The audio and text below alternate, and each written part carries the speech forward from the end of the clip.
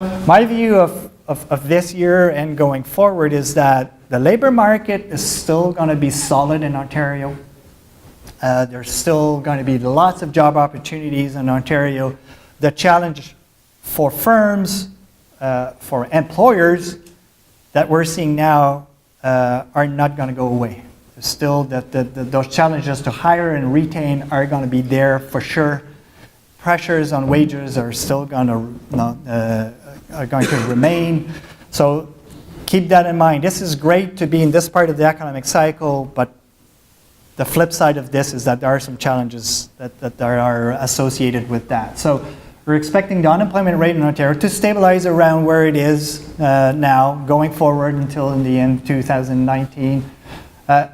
Employment, so job growth, slow down a bit, but still pretty robust. That one for this year at 1.4%, that's pretty robust growth. So there's still lots of opportunities out there, but slowing a little bit more next year. And part of this is demographics, like a working age population that's not growing quite as fast as in the past.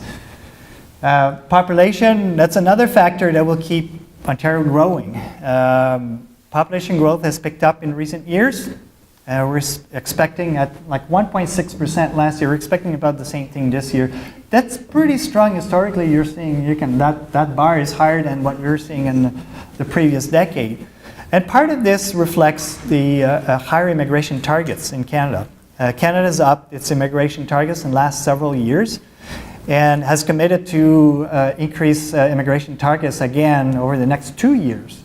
So not that long ago, we're talking immigrants, a number of immigrants in Canada of around 250,000. In 2 years from now, we'll be at 340,000.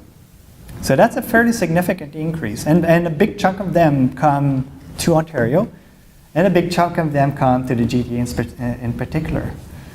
So this influx, and we have the jobs for them. They are part of the solution on the labor side. These challenges to attract and retain labor, we're digging deeper and deeper into our own local pool. We need to get more people coming in from elsewhere to fill those positions. So this is, I think, the GTA in particular will continue to be a big magnet for immigrants.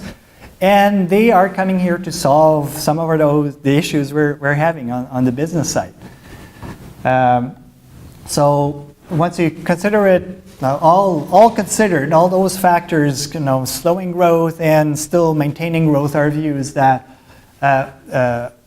overall economic growth in Ontario that was almost 3% last year is going to slow down a bit, but to around 2%. So it's still pretty good. Context. Next year, a little bit more slowing, but this is all good. This is fine in my book. This is kind of this soft landing. We've gone through a good period. This is still an environment for your business to thrive, and there's still tons of opportunities that will be generated. Rising interest rate will change some of the dynamics, potentially for your own business, but also potentially for your client base, depending on what kind of business you're in. So these things you need to consider when you look at your business plan going forward. Rising interest rates, challenges in the labor market for you in terms of hiring and retaining, all those things. So this is still overall a good environment. Now, are there still risks out there? Of course, there's tons of risks. And I think we've learned a lot from the 2008-9 recessions or global financial crisis. Something can happen coming from somewhere we're not looking. But one thing that we are looking very closely is the fate of NAFTA. And I was asked earlier if I had any kind of special insights as far as the outcome of NAFTA negotiations.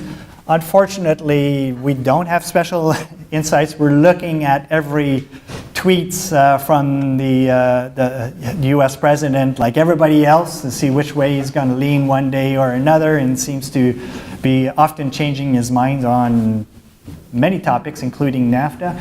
So we'll see. Our view has been Canada should not really be the target of U.S. Protectionism, because Canada and U.S. trade balance, it's something that the U.S. president is really adamant about. He wants to have balanced trade with every single trade partner, which every economist would tell you is nonsense. But nonetheless, this is what he's trying to achieve. But at least between the bilateral trade, Canada and U.S. is balance. And so we shouldn't really be the object of any kind of protectionist measures. But nonetheless, we've seen a flurry of various, I guess, trade action on the part of U.S. That hopefully will get cleared up. But that is a significant, I would say,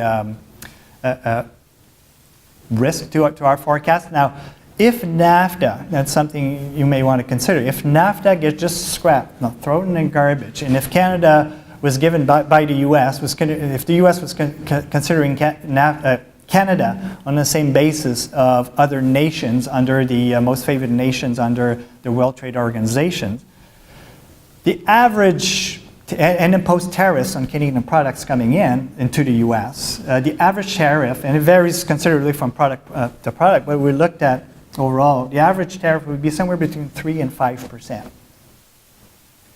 Now, this is not the end of the world. Now, there are issues, for example, in the auto sector, that it's when you've got products that jump the border many times before its final state, because for example, in the auto sector, it starts with the parts and then it gets modified in Canada, shifted. So any products moving across the border many times, you pay 3 to 5% every time. It adds up.